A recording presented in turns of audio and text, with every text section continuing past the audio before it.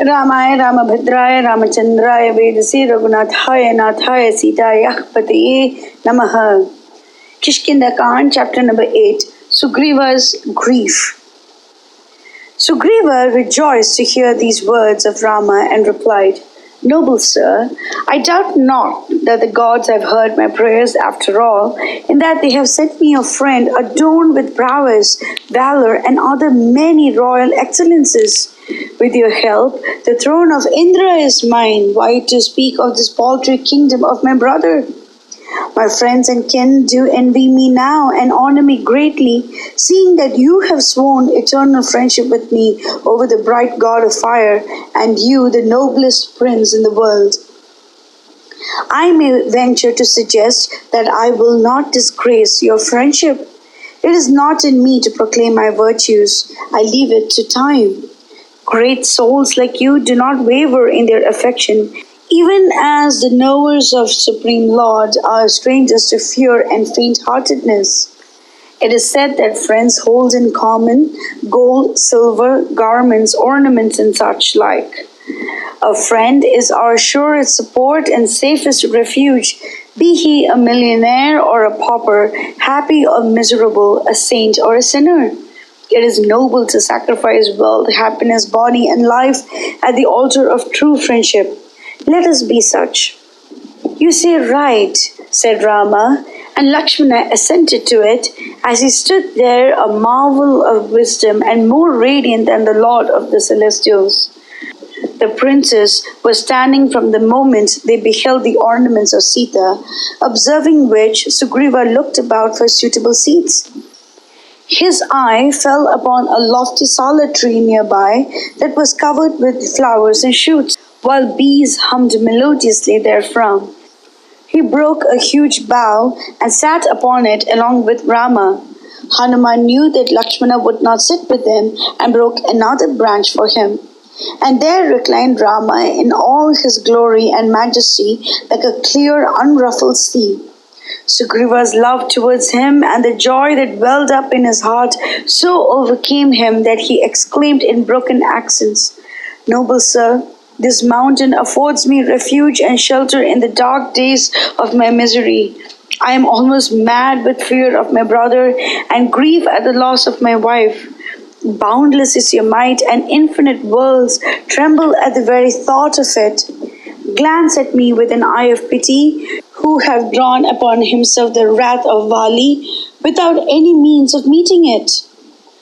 Raghava's whole life was dedicated to the unraveling of the mysteries of Dharma and to the living out of its noble truths. The Radiant One smiled as he said to himself, "His fickle mind makes him request me again and again, though he has my word upon it, he knows me not." Then aloud he said, "It comes naturally to a friend to help us, and it comes naturally to a foe to injure us.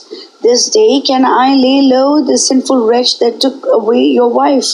See you my arrows, fleet as thought, of blinding splendor, chased with gold and decked with eagle feathers, fashioned from the wood Saravana where Kartikeya was born, of terrible might like the Vajra of Indra, jointed, sharp, and ever athirst to drink the heart's blood of the foes, even like the lordly serpents hissing in their wrath.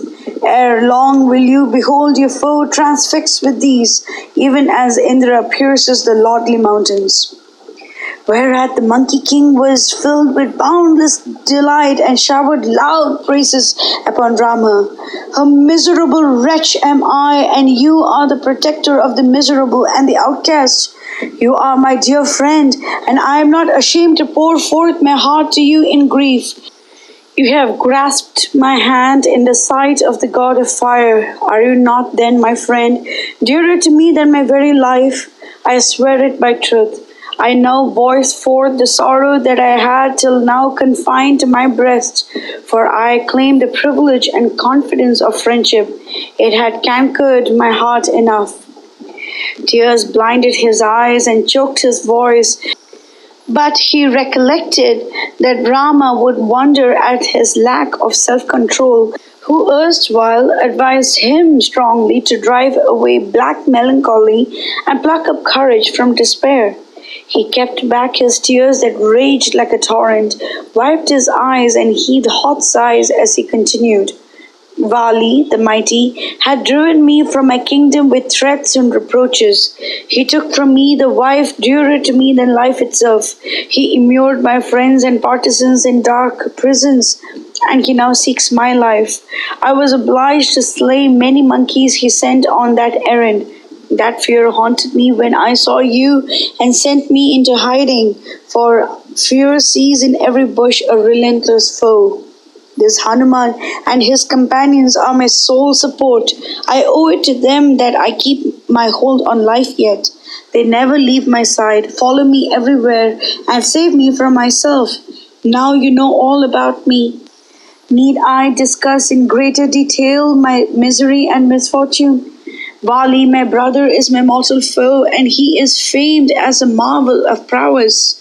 My grief dies with him and gives place to joy and happiness. I tell you all when I say that a friend is our surest support in joy and sorrow. Thereupon Rama said to him, acquaint me truly with the cause of this hatred between you. I will examine it carefully and impartially. If I find that he has punished you slightly for a very serious offense, I will bring about peace between you. But if he has punished you cruelly for a slight offense, he dies this moment. It is a duty laid upon me to secure your welfare and good at any cost. My heart boils to think at the insult he has put upon you, and my wrath threatens to overflow even as a torrent during the rains. So speak the truth ere I string my bow. I tell you, it will be too late to repent when Vali falls before my arrow. I have but to send it forth on its dread mission, and he lies on the ground, a dull clod of earth.